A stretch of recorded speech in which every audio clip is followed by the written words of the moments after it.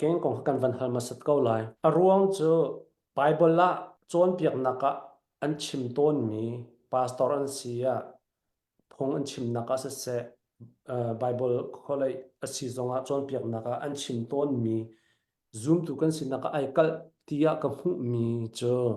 kan zoom ning zong kal dan te kha min chong pani ban tuk ten akal ruwa tia ka ru mi apakhat naka gain chu ni chua le ram not khua timia khan akal ti se the land of not timia azam I chuka chen cheu khat pastor ne afoi na ken thong than chim zong ama sia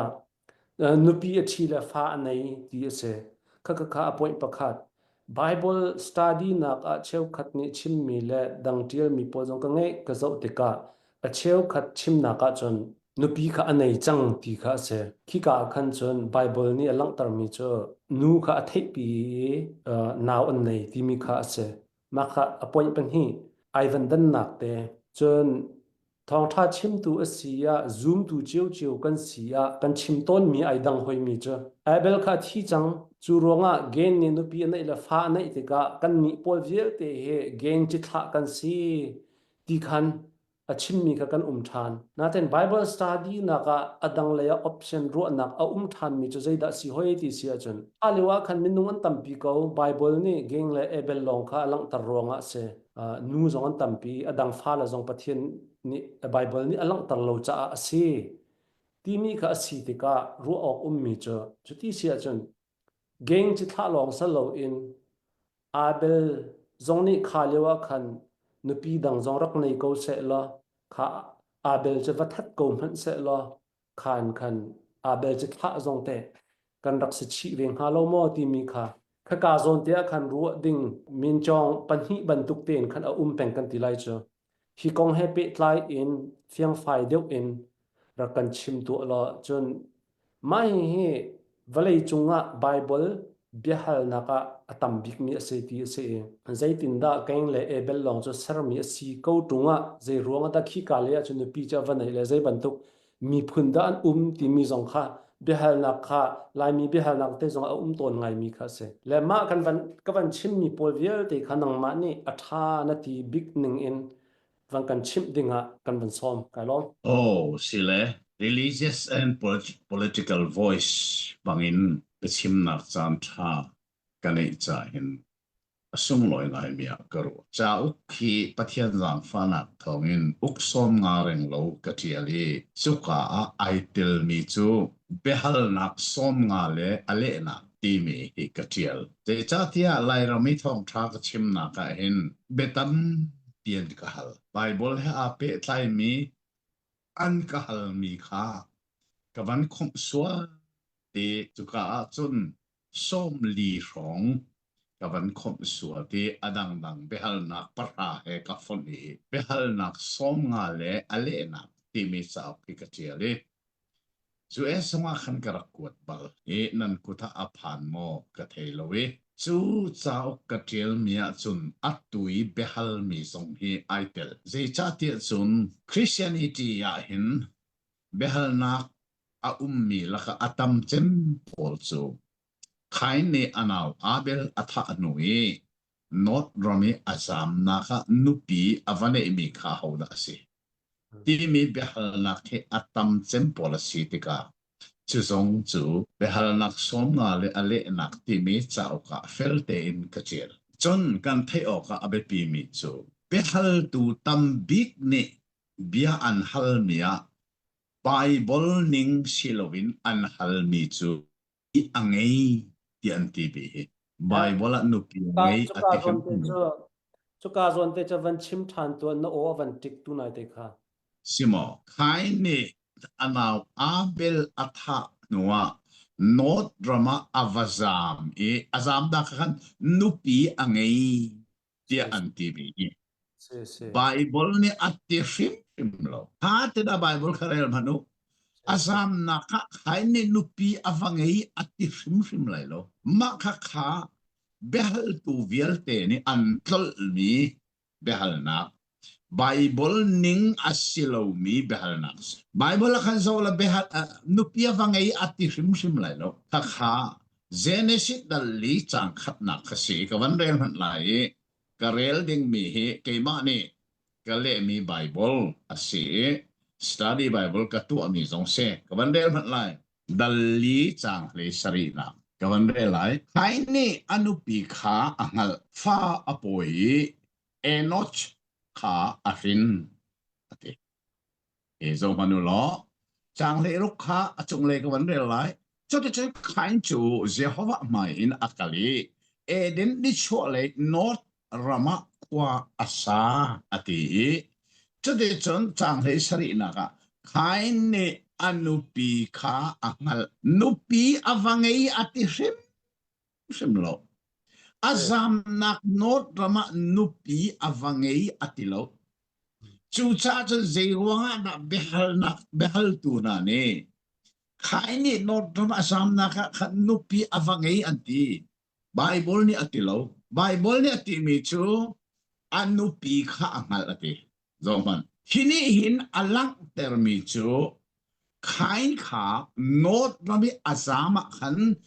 nupi aizam pi chang ti mi kha afe termi se nupi avangei ati sim lo anupi kha angal chu cha asama khan nupi aizam pi chang tihi za azab approved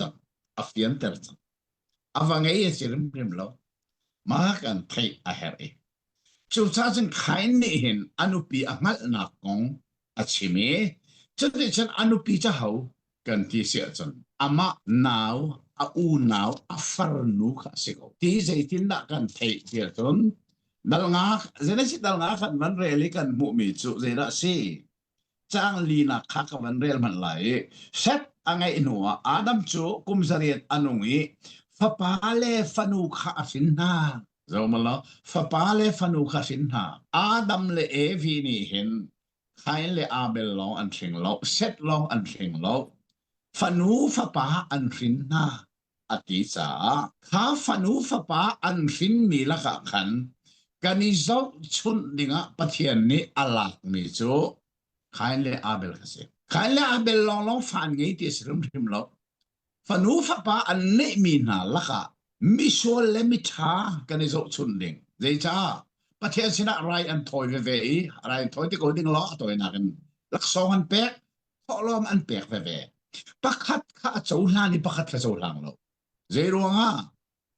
anaw abel ta a chau lang mi kha lai bible thiang kha rak thangai kha zon te khan chen zeda si big ti mikha pani Bible atial abel ni chun asatil laka hin masabi apani na ka athai asa athat na big pathian sinithil apek liawa hin athim pakin athimi athabik ti mikha hin masak big asa laka athat na big pathian sin apek churonga pe pathian le cholan ko chu phung chim tu chep khani sathi ruanga nan de sathi ha sain lo a kai jong ni khan a lo chung chuak khala khan athabik tim ve se lo ya pathian le cholai lo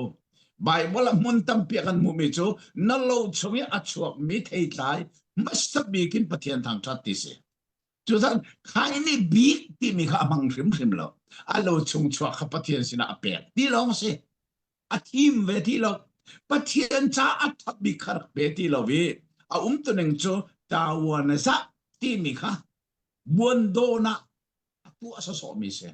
khai de chan a fin ma sa big la asa that na big chu ronga chen zo chun dinga pathian ni alak mi se khai le abel zo chun dinga alak evi le adam fatam pila ka zo chin dinga alak mi se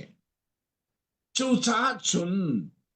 khai ni athina hongi apek me kha pathian a solo te athina hong thil thalo atu ronga chu sa pathian ni je ti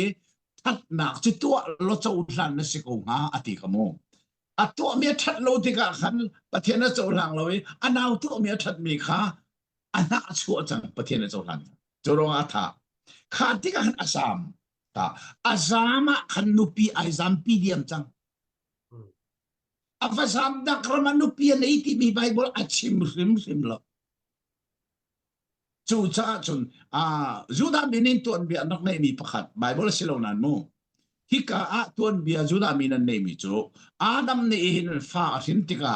phir lang mangin fa phir lang mang rin chu chu nu le pan si lang mang ti se kha ni ti se le chu ni chun khai ni hin a chu pi mi nuna in anaw abel ni a chu pi mi nu he du deu ama chu pi ni a lu ka ting lo chu sa adam abel ne chu pi mi anaw to ka a chu pi nu kha du deu cha chu ruang a tha nak zong hi ama ni ai chopi mi nu kha alunga ting love anaw ne chopi mi nu kha nei adu cha atha mi city kha juda mi tuan bian nei chu de chen atha le cha ka anaw ni a chopi mi nu kha ai la ke azam mi city a juda mi ni tuan bian nei ma se bible cha selo a se juda mi ni tuan bian nei mi se kha he khan pe van pe chia chon kha khai ni hin not rami avazam naka nupi avanei ati shim lovi anupi kha angal I ati cha nupi anei chang azam lanin anei chang azam naka azam pi chang ti hi bible befangi akal ning tak si ti hi felten kan thei kan zup zong a her nga ngai mi ase chu cha khai ni nu pia ne mi cha ma na nu se ka fa nu se ko ti mi adam sin mi fa tiam se za a sa kan zum kho na su se atha tok se kha ka zona van fiang mi chu kha ka zon te a khan bia awat kha tha te in kan ban lak lo tik a kai ni mi ramdang avazam tik a khan nupi athit tin khan kan ti tik a khani avan lang avan pe avan chua tar than mi chu zia chu ka rama chen minung mon rak chang ti mi kha chua tar chang se kan bible kha kan tui tar chang mo ke se kha ni kan phundang pin khan valai ai sarning kha avan tar chang kan ti lai che oh kha liberal pol ni adam silo rin silo me minung an rak chang ko ti ru ana an chua ter nak song kha ru nga kha se chu cha chat ab be fang bible chu ai ngai te be fang long selo jisu chim na kha ma thai dal nga chang he ria da kan mu mi chu ade tele arin te man ai rok lai lo ti se abiale acha fang chu sim lovin sa fang karlak te ade te khoma le full stop te na zong ki jisu ne arok bak lai lo ati cha bible study kan tu atika hin abialong silowin acha fang tiangin ral ring te I kan zo aher chani zai cha te chon jisu ne bailamanta nia apong imisual pa sina achim mi kha nihina paradisa kasina na umlai imi kha khoma di nihina zo khoma paradisa timi zo khoma chode chin kha khoma kha 7 day adventist bole Jehovah Witness bole a khoma kha an roi mo chode chin asilo ning an kalter zai cha tis an ni cho kan thi te ka tharawa lo van kai ding tharaw le hel kal ding tharaw lo an ti cha chu an zum na khe pe tai in bible kha khoma kha an ro an ken chu cha chan thil kha be pi ngai ngai me hong chua ke bible hi study kan tu atika abe fang tuning zong tha te kan zo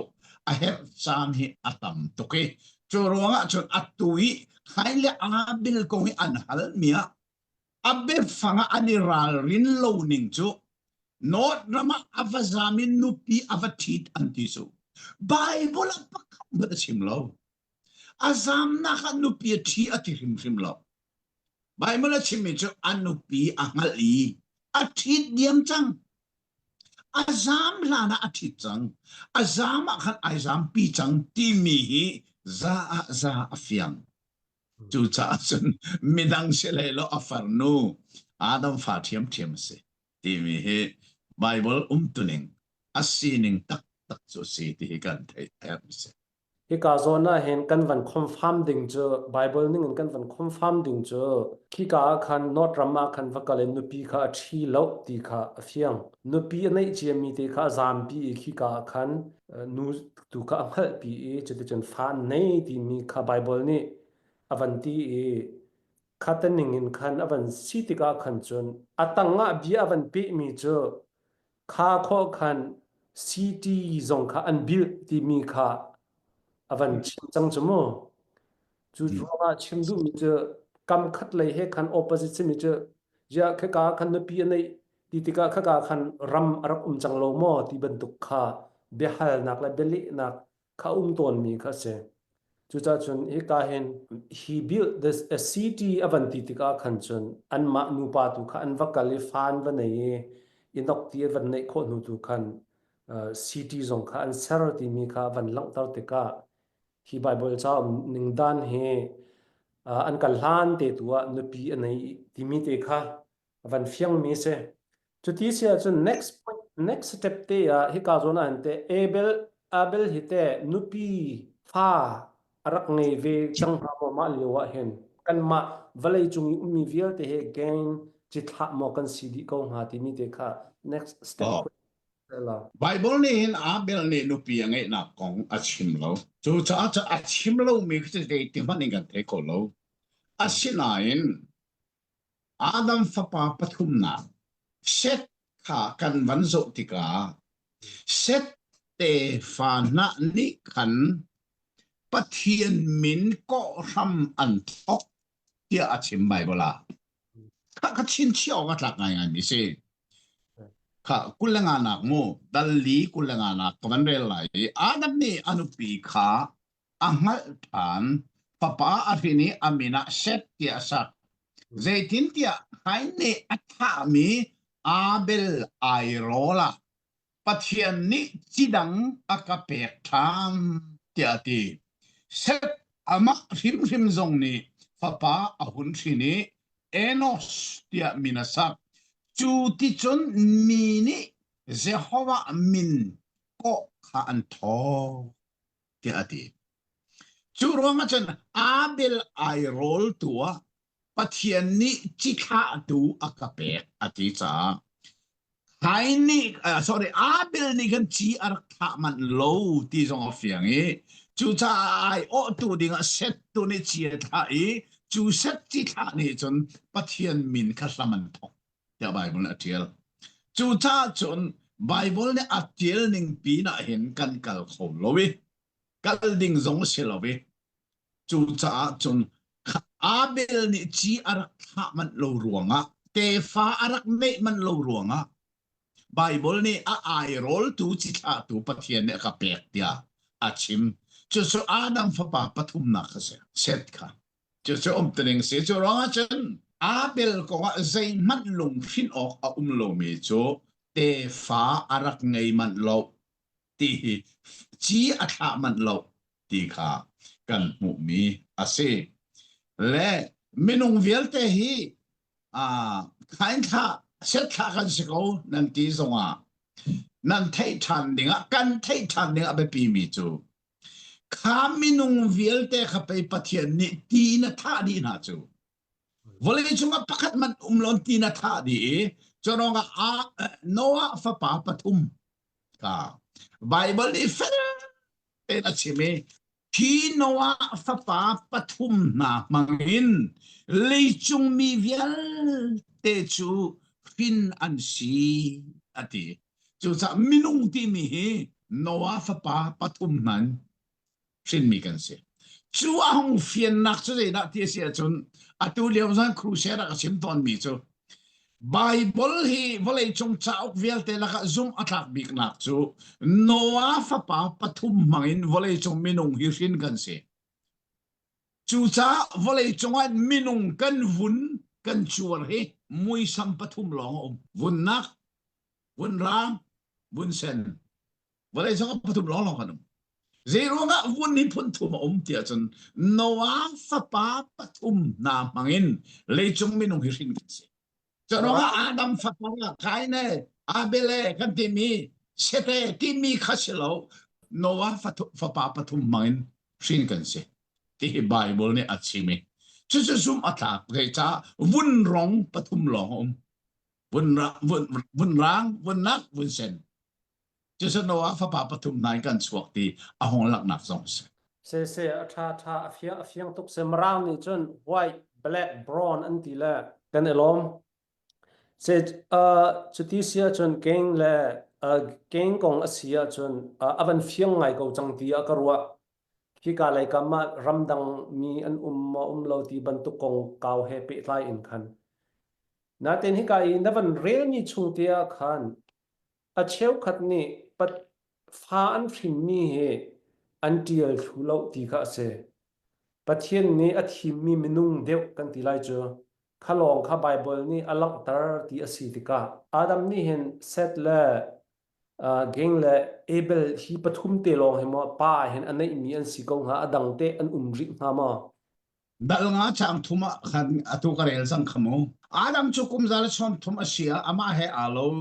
in ama amui kenin fapa a reni set tia minasa set a sin nuwa set angai nuwa adam chu